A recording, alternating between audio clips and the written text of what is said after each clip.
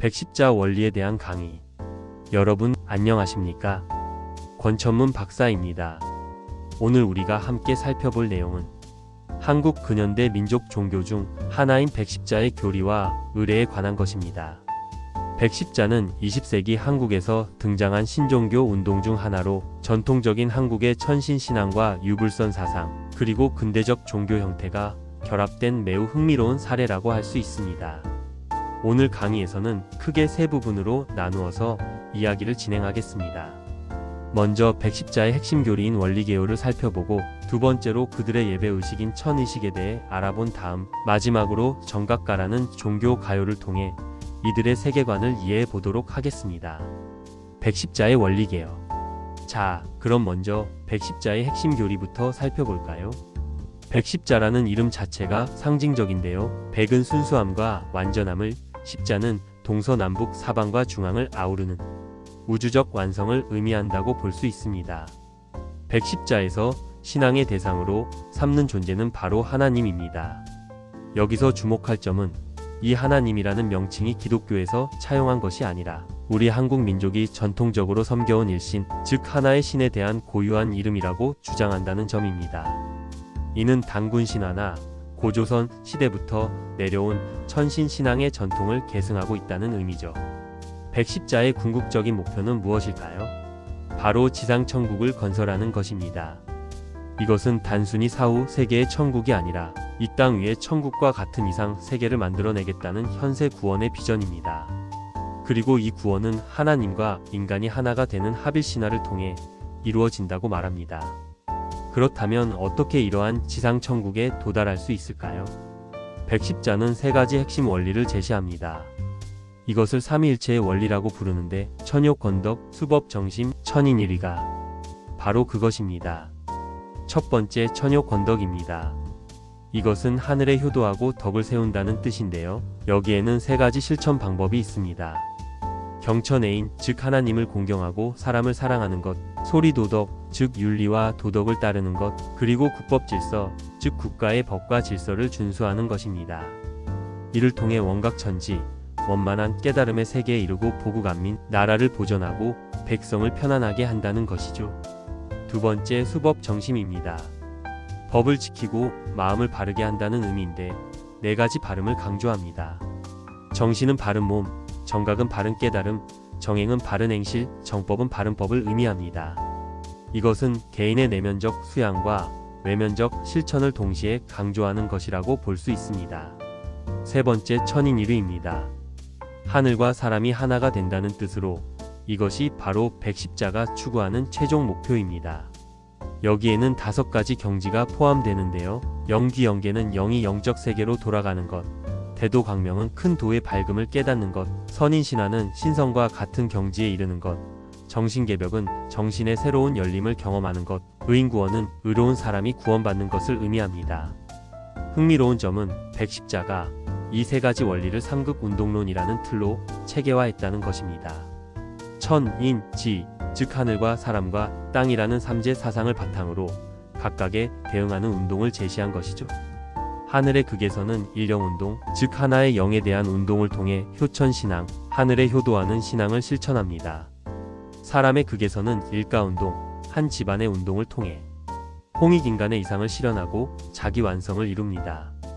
땅의 극에서는 일자운동, 한 글자의 운동을 통해 현세 세계를 변화시키고 신세창조, 새로운 세상을 만들어냅니다. 여기서 우리가 주목해야 할 것은 백십자가 전통 사상과 근대적 종교 운동을 어떻게 결합시켰는가 하는 점입니다. 유교의 효와 덕, 불교의 깨달음과 수행, 도교의 신선 사상, 그리고 한국 고유의 천신신앙이 모두 녹아들어 있으면서도 동시에 지상천국 건설이라는 근대적이고 현세적인 목표를 제시하고 있습니다. 천의식의 구조와 의미.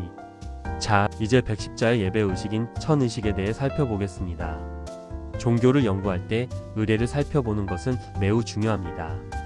왜냐하면 의례는 추상적인 교리를 구체적으로 실천하고 체험하는 장이기 때문이죠. 천의식은 예배실에 입장하는 것부터 시작됩니다. 입배 진례라고 하는데요. 신도들은 정문 앞에서 합장하고 베레를 올린 후 실내로 들어가 백십자 심장에 다시 베레를 올립니다. 그리고 소원 헌례를 행하는데 소원서를 작성하고 헌금을 올리는 것입니다.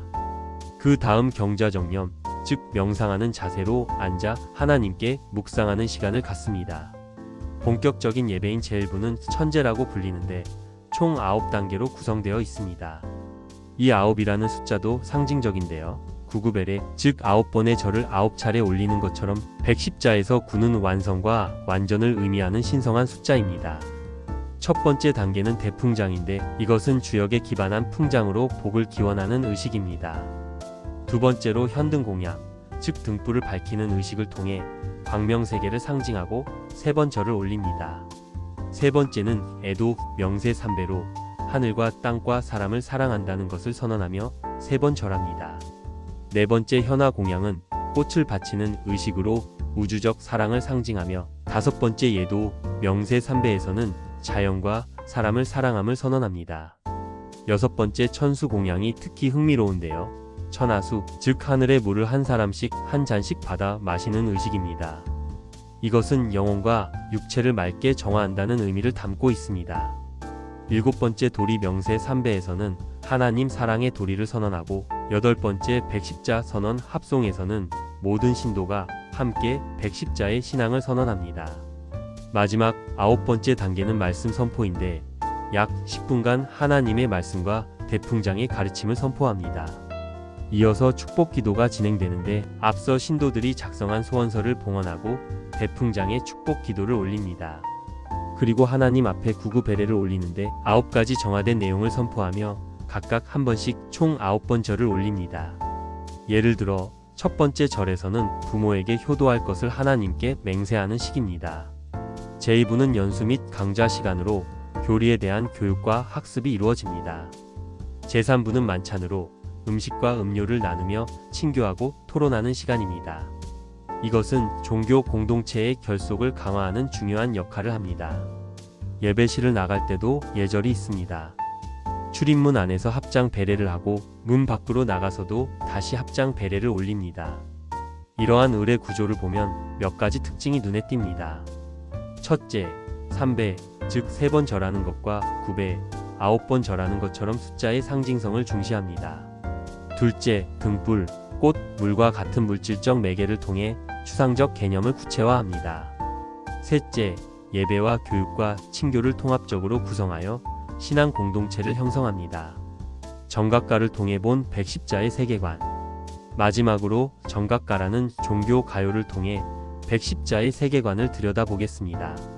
정각가는 바른 깨달음의 노래라는 뜻인데요. 노래 형식을 통해 교리를 전달하고 신도들의 신앙심을 고취하는 역할을 합니다. 정각가의 전반적인 톤은 매우 비판적이고 경고적입니다. 현재 세상이 하나님을 깨닫지 못하고 있다는 것, 그래서 구원이 필요하다는 것이 핵심 메시지입니다. 정각가는 먼저 하나님을 깨닫지 못하는 무심한 세상에 대한 안타까움을 표현합니다. 사람들이 참된 진리를 모르고 살아가고 있다는 것이죠. 그리고 원시 반본, 즉 근본으로 돌아가서 화합을 이루게 할 성인의 도래를 소망합니다. 이것은 메시아적 구원자에 대한 기대를 나타냅니다. 흥미로운 부분은 기존 종교들에 대한 비판입니다. 동서의 여러 종교 경전들을 모아 정경을 이루었지만 말세의 유교와 불교와 선교에만 골몰하여도 문장에 진정한 도가 없으니 쓸데없다고 말합니다. 이것은 백십자가 기존 종교들을 넘어서는 새로운 진리를 제시한다는 자기 정체성을 보여줍니다. 공자를 따르는 선비들, 아미타부를 외우는 스님들, 이들 모두가 참된 진리를 깨닫지 못하고 헛된 노력을 하고 있다고 비판합니다. 이것은 상당히 배타적인 태도라고 볼 수 있는데 자신들만이 유일한 진리를 가지고 있다는 확신을 드러냅니다. 정각가는 또한 현재 세상을 도적의 세상이라고 규정합니다. 도덕이 사라지고 혼란스러운 세상이라는 것이죠. 그리고 이단을 부르면 망할 징조라고 경고합니다. 여기서 이단은 아마도 다른 종교나 백십자의 가르침을 따르지 않는 사람들을 의미할 것입니다. 마지막으로 정각가는 자칭 신도라고 하면서 주문만 외우는 사람들이 참된 깨달음을 얻지 못하고 있다고 개탄합니다. 이것은 형식적인 신앙생활을 비판하고 진정한 깨달음과 실천을 강조하는 메시지입니다. 정각가를 통해 우리가 볼 수 있는 것은 백십자가 가진 종말론적 세계관입니다. 현재 세상은 타락하고 잘못된 길로 가고 있으며 오직 백십자의 가르침을 따라야만 구원받을 수 있다는 것이죠.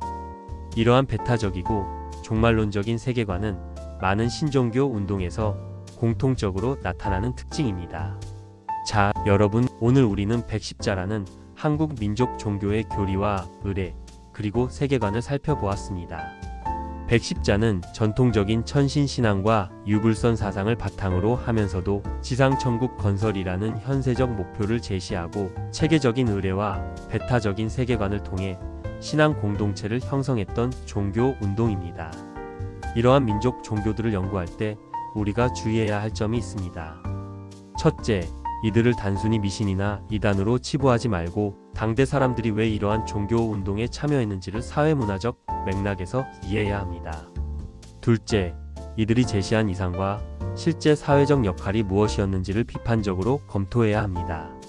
셋째, 전통과 근대, 토착 사상과 외래 종교가 어떻게 혼합되고 변형되었는지를 분석해야 합니다. 백십자와 같은 민족 종교들은 한국 근현대사에서 민족의 정체성을 찾고 식민지 상황에서의 고통을 극복하며 새로운 이상 세계를 꿈꾸었던 사람들의 종교적 열망을 담고 있습니다. 비록 오늘날에는 많은 것들이 사라지고 기록으로만 남아있지만 이러한 연구를 통해 우리는 한국인의 종교성과 정신세계를 더 깊이 이해할 수 있습니다. 오늘 백십자에 대한 강의는 여기까지입니다. 권천문이었습니다. 감사합니다.